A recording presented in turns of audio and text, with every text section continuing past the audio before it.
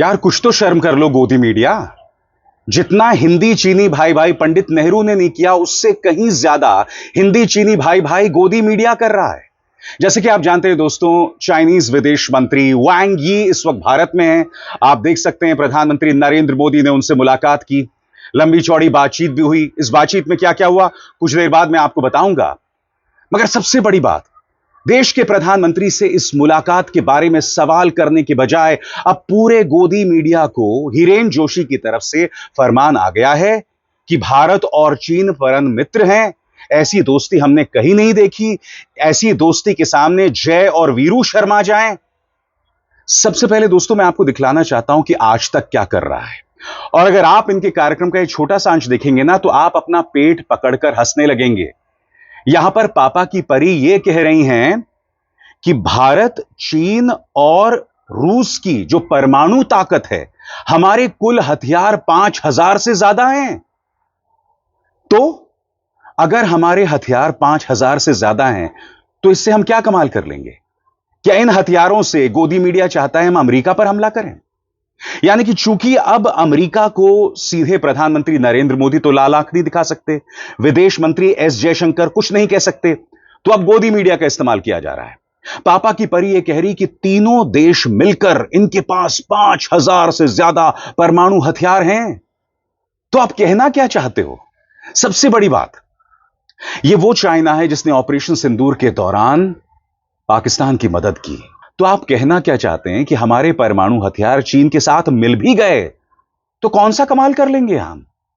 यानी कि सिर्फ इसलिए कि इन्हें प्रधानमंत्री कार्यालय की तरफ से एक फरमान आ गया है तो उलूल जुलूल कार्यक्रम करते रहना। और मैं आपको बतलाऊंगा दोस्तों, कल गोदी मीडिया ने चीन की तारीफ में न जाने क्या क्या कहा है। सबसे पहले सुनिए पापा की परी क्या कह रही हैं। छोटा सा क्लिप है, इसमें मोहतरमा यह बता रही है कि तीनों देशों के जो परमाणु हथियार हैं मिलकर 5300 हो जाते हैं। तो क्या कमाल कर लीजिएगा। सुनिए मोहतरमा को। मैं आपको बड़ी स्क्रीन पर फिर से लिए चलती हूं और दिखाती हूं कि भारत, रूस और चीन का जो ये रिश्ता हम ट्रॉयका जिसे कह रहे हैं, वह एक वक्त पर रशिया ने ये नाम दिया था। ये साथ आना क्यों दुनिया के लिए एक बड़ी घटना मानी जानी चाहिए। ये तीनों देश परमाणु संपन्न देश हैं। तीनों देशों के पास 5089 परमाणु हथियार है जो कि आप देख रहे हैं। उसमें रशिया के पास 4309 और उसके बाद चाइना के पास 600 और फिर भारत के पास 180। मैं फिर आपसे पूछना चाहता हूं, जब प्रधानमंत्री नरेंद्र मोदी ने चाइनीज विदेश मंत्री वांग यी से मुलाकात की तो कितने मीडिया न्यूज चैनल्स ने सवाल पूछा था कि गालवान घाटी में हमारे 21 जवान शहीद हो गए, उसकी पुनरावृत्ति ना हो, उसे फिर से ना दोहराया जाए। इसको लेकर भारत ने क्या आश्वासन लिया है चाइना से? बताइए। जिन इलाकों तक हमारे सैनिक गश्त लगा सकते थे अब वो बफर जोन हो गए, इसको लेकर क्या आश्वासन दिया है? क्या भारत ने वांग यी से सवाल किया कि आप ऑपरेशन सिंदूर के दौरान पाकिस्तान की मदद क्यों कर रहे थे? क्या भारत ने यह सवाल किया चाइनीज विदेश मंत्री से कि लश्कर तैयबा से लेकर मौलाना मसूद अजहर को लेकर चाइना क्यों अक्सर उन्हें बचाता है? और इसी चाइना का इस्तेमाल किया था इसी गोदी मीडिया ने राहुल गांधी पर प्रहार करने के लिए। कुछ देर बाद मैं आपको बताऊंगा। याद कीजिएगा दोस्तों, जब न्यूज क्लिक पर रेड पड़ा था तो कितना झूठ चलाया था गोदी मीडिया ने न्यूज क्लिक के खिलाफ। उसे चाइना के साथ जोड़ दिया गया था, मुझ पर निशाना साधा गया था। तो सुना आपने क्या कहा पापा की परी ने। और बात यहां नहीं रुकती दोस्तों, अन्य न्यूज चैनल्स क्या चला रहे थे इस पर गौर किया जाए। ये देखिए एक एक करके, भारत, चीन और रूस का सिचुएशन ट्रायंगल क्या है। फिर एक गुल्लू, भारत में चीन के विदेश मंत्री अमेरिका को बड़ा मैसेज। फिर भारत चीन की दोस्ती देख ट्रंप को मची खलबली। पहले जयशंकर फिर डोवल, चीन के विदेश मंत्री से भारत की कौन सी सीक्रेट डील हुई। भारत चीन ने मिलाया हाथ, ट्रंप की हालत खराब। पंडित नेहरू की भूल, देश ने चुकाई कीमत। यानी कि पंडित नेहरू को ये लोग नहीं भूल सकते, ये लोग पंडित नेहरू के पास पहुंच गए, 1962 पे पहुंच गए। फिर देखिए साहब, क्या दुनिया भी भारत चीन की दोस्ती चाहती है? शर्मा जी क्या कह रहे हैं? फिर देखिए पापा की परी, भारत चीन रूस महाशक्ति की तिकड़ी, चीन का दोहरा खेल। अब मैं आपके सामने फिर से याद दिलाना चाहूंगा कि गोदी मीडिया ने अपने क्लिप में क्या कहा था कि जब ट्रंप और मोदी मिलते हैं तो बिजली कड़कती है। आने वाले दिनों में मेरे इन शब्दों को याद रखिएगा कि चूंकि अब फरमान आ चुका है चाइना के साथ रिलेशंस नॉर्मल करने हैं, तो एक दिन ऐसा भी आएगा जब ये कहा जाएगा कि भाई शी जिनपिंग और प्रधानमंत्री नरेंद्र मोदी जब मिलते हैं तो बिजली कड़कती है।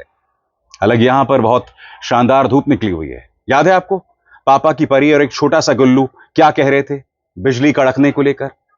गौर फरमाइए। जबरदस्त केमिस्ट्री है दोनों की। बिजली कड़कती है, मतलब आप ये कह सकते हैं बिजली कड़कती है जब दोनों एक साथ मंच पर रहते हैं। क्योंकि देखिए पीएम भी मुखर होकर दोस्ती का बखान करते हैं डोनाल्ड ट्रंप के साथ, मेरे दोस्त डोनाल्ड, उन्होंने कहा। वहीं दूसरी तरफ भी अगर आप देखिए तो डोनाल्ड ट्रंप दोस्त कहते हैं, एक मैग्निफिसेंट फ्रेंड उन्होंने कई बार कहा है। तो दोनों देश एक दूसरे के का इतना सम्मान करते हैं। सबसे बड़ी बात दोस्तों, हमारे अपने जनरल राहुल सिंह ने कहा था कि हम सिर्फ पाकिस्तान से मुकाबला नहीं कर रहे थे ऑपरेशन सिंदूर में, चीन ने पूरी मदद की, गुप्तचरी से लेकर टेक्नोलॉजी तक। क्या हमारे विदेश मंत्री और हमारे प्रधानमंत्री ने यह मुद्दा उठाया? क्या गोदी मीडिया यह सवाल पूछेगा? याद कीजिएगा जनरल राहुल सिंह ने क्या कहा था, सुनिए क्या कह रहे हैं जनरल साहब। So few lessons that I thought I must flag as far as Operation Sindoor is concerned. Firstly, one border, two adversaries.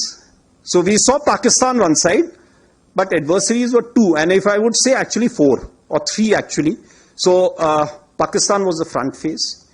We had China providing all possible support, and it's no surprise because if you were to look at statistics, in the last 5 years, 81% of the military hardware that Pakistan is getting is all Chinese, 81% of that. So it's no surprise. And China, of course, the good old dictum, killed by a borrowed knife, 36 stratagems that China talks about, killed by a borrowed knife. So he would rather use the neighbor to cause pain than getting involved in the mud slinging match on the northern border. So that is what he's seen. And another thing that China perhaps has seen is that he's able to test his weapons against, say, various other weapon systems that are there. It's like a live lab which is available to. So it's a good, that is what is something we have to be very, very cognizant about.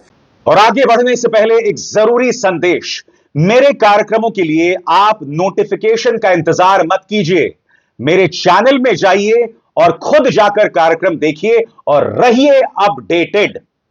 और हां, join कीजिए मेरा channel, देखिए यह जरूरी संदेश। स्वतंत्र और आजाद पत्रकारिता का समर्थन कीजिए, सच में मेरा साथी बनिए। बहुत आसान है दोस्तों, इस ज्वाइन बटन को दबाइए और आपके सामने आएंगे ये 3 विकल्प, इनमें से एक चुनिए और सच के इस सफर में मेरा साथी बनिए। स्वाभाविक सी बात है दोस्तों, कांग्रेस नाराज है और कांग्रेस का नाराज होना बनता है, क्योंकि याद कीजिएगा इसी चीन के नाम पर राहुल गांधी पर किस तरह से निशाना साधा गया था। मैं आपको बतलाना चाहता हूं सुप्रिया सुनीत क्या कह रही हैं आपकी स्क्रीन पर। वो कहती हैं, गालवान में हमारे 20 जाबाजों की शहादत हुई, चीन हमारी सरजमीन में अतिक्रमण करके बैठा है। ऑपरेशन सिंदूर के समय हम पाकिस्तान से नहीं, असल में तो चीन से ही लड़ रहे थे, खुद सेना प्रमुख ने कहा। यहां मोदी जी गर्मजोशी से चीनी विदेश मंत्री के साथ हाथ मिला रहे हैं, इस पर कोई सवाल करेगा? अरे भाई, मेरा तो बहुत ही बुनियादी सवाल है, और वो बुनियादी सवाल क्या है? गालवान घाटी में जब हमारे 21 जवान शहीद हुए थे, वो दिन है और आज का दिन। प्रधानमंत्री के मुंह से चीन शब्द नहीं निकला है, और फिर चाइनीज विदेश मंत्री के साथ पूरे गर्मजोशी के साथ वो हाथ मिला रहे हैं। अब क्या चीन भारत का दुश्मन नंबर 1 नहीं है? चीन के नाम पर तुमने कितनी गंदी राजनीति की। पत्रकार जो सत्ता से सवाल उठाते थे उन्हें तुम चाइनीज एजेंट कहते थे, अब तुम चाइना का महिमा मंडन कर रहे हो। तुम अपनी सरकार से एक सवाल नहीं पूछ पा रहे हो कि चाइना ने आखिर पाकिस्तान का साथ क्यों दिया। मैं आपको चुनौती देता हूं, इनमें से एक भी गोदी मीडिया का गुर्गा क्या इन्होंने यह मुद्दा उठाया है? और याद कीजिएगा दोस्तों, राहुल गांधी पर निशाना साधने के लिए, न्यूज क्लिक पर निशाना साधने के लिए चीन का इस्तेमाल कैसे किया था? हमने चीन का क्या नुकसान किया है? क्या कभी आपने यह सवाल खुद से पूछा है, सिवाय टिकटॉक पर पाबंदी लगाने के? बहरहाल, मैं आपको याद दिलाना चाहता हूं दोस्तों कि राहुल पर किस तरह से गोदी मीडिया ने निशाना साधा था, एक एक करके इनके पुराने कार्यक्रम में। सबसे पहले ये बेवड़ा कौआ जी न्यूज में क्या कह रहा था आज से कई महीनों पहले, झुका चीन क्यों नहीं यकीन, राहुल गांधी की तस्वीर के साथ। फिर एक और पापा की परी, कसम संविधान की, संविधान से इनका कोई लेना देना नहीं है। राहुल को युद्ध से डर लगता है। युद्ध को किससे डर लगता है बताइए? यह सवाल किया है कभी गोदी मीडिया ने? ऑपरेशन सिंदूर को 3 दिन में क्यों रोक दिया गया? क्यों डोनाल्ड ट्रंप आज भी कह रहा है कि मैंने युद्ध रुकवाया व्यापार का झुनझुना दिखाकर? और इन लोगों ने क्या कहा था कि राहुल को युद्ध से डर लगता है? क्या राहुल इस देश के प्रधानमंत्री हैं? फिर देखिए साहब, राहुल को चीन की बातों से प्यार क्यों?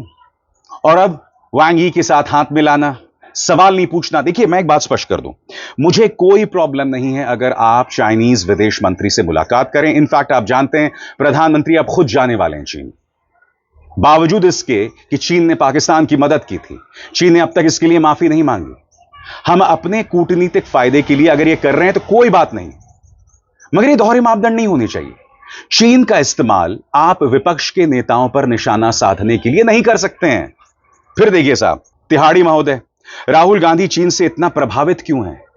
और जो व्यक्ति, याद कीजिएगा, प्रधानमंत्री नरेंद्र मोदी जब गुजरात के मुख्यमंत्री हुआ करते थे तो 1 दर्जन बार चीन गए थे। वो 1 दर्जन बार। क्या हो रहा था चाइना में? कौन है चाइना से प्रभावित? हमारे 20 जवान शहीद हो गए, चाइना ने पाकिस्तान का साथ दिया, और फिर आप हाथ मिला रहे हैं वांग यी के साथ। फिर आप जाएंगे चाइना, जिसकी पुष्टि लगभग हो गई है। क्यों भला?